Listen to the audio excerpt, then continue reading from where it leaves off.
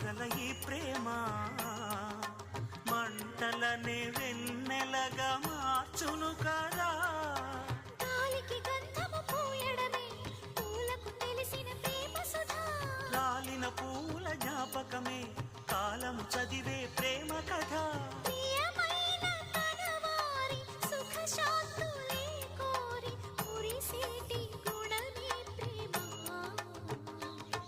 ప్రేమ ప్రేమ ప్రేమ ప్రేమ హృదయమనే కోవెల తలుపులు తెరిచే తాళం ప్రేమ.